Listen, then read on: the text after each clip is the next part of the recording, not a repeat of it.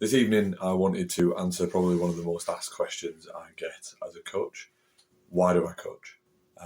Why do I spend the majority of the winter months stood freezing, normally in the rain, on a muddy field in the middle of Nottingham or Sheffield or Leeds or wherever that might be, on a Tuesday, Thursday and a Saturday?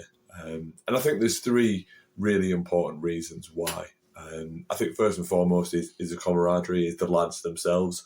You know, I mentioned right at the start when I did my first video, I love being around the boys. That's why I went back and coached after sort of stopping playing, and that was what really kept me going and what I really enjoyed. You know, the camaraderie. One of my best men at my wedding was a lad that I met by playing rugby. Essentially, a lot of my mates are boys that I used to play rugby with, and you form a different bond, and it's great to kind of see. And as a coach, I get to see those bonds forming between the boys now. And it's great to see them all sat after training or after a game with a beer with their mates. And, you know, you can see it, especially in the older boys, you know, it's kind of wedding season at the moment. So a lot of the fellas are getting married and they're all getting invited and they're going on stag do's and stuff like that. And it's great because I can really relate to that. I can jump back 10, 15 years and think, yeah, that was me. That was me with my boys. And it's really, really great to kind of see the friendships that they've kind of got and they're still building on. There's nothing like having mates who you play a physical contact sport with. That trust and that understanding between you both is so important. And that kind of leads me on to the second reason why I coach is the growth of new people, especially at the team that I'm coaching at the moment, the club that I'm at the moment, which I've been there for a very, very long time. The club itself is so welcoming. New people that come, even new people to rugby, new people to Leeds, new people to the club itself. Everybody is welcomed in with open arms. And if they throw themselves into that environment, they will find someone to get on with. They will absolutely love what the team does, what the boys do. And I love seeing new people come into that team and develop.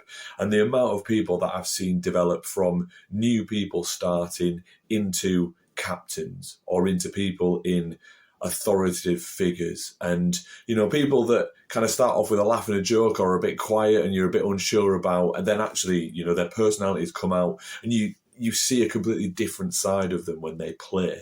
You know, they might be meek and mild, but actually when you get them on that field, they're a completely different beast. And that's what I love. That's what I love about kind of grassroots rugby. You've got this situation where we've got students and we've got GPs and we've got lecturers and teachers and all sorts of different people from all sorts of different backgrounds. But they pull that shirt on and they all want to achieve the same thing. They want to win, and they will 9 times out of 10, they will do anything that they can to win and to win as a team. And we have a victory song for ourselves at my club, and I love hearing that song. I love it.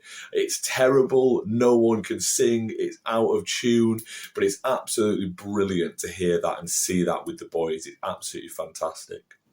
And the main reason why I coach, and one of the biggest reasons in regards to why I wanted to kind of start these videos and share my experience of coaching with people to try and get them involved, is to try and give back to a sport that gave me so much.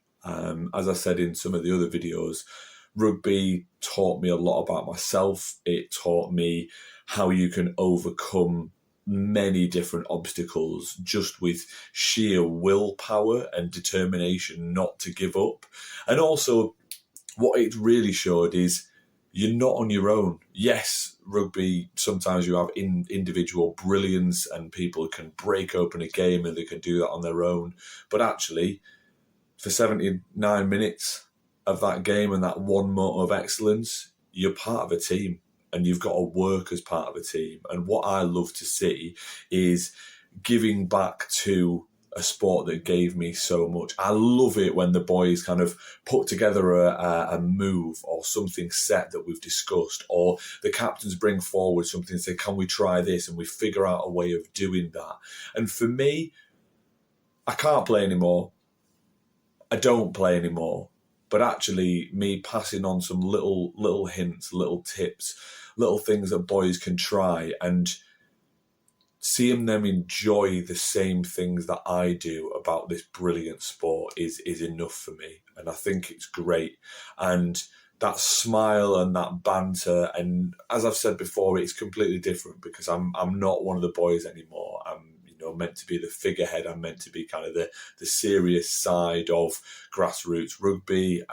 But I love it when the boys are enjoying themselves. I love it when they all get together and they play well as a team and they work hard as a team. And that for me is enough, is giving back my time, giving back my expertise to those guys and seeing them develop in different ways. And maybe it's not just on the rugby field, but seeing them develop those friendships and form those bonds that I formed 10, 15 years ago with the boys that are still around me now. And it is a lifelong friendship that kind of doesn't go away. Whether that be the highest top end of professional rugby or grassroots rugby, you are still all in it together, and there is still a very special bond that applies to people that share contact sport experiences, being together on a pitch together.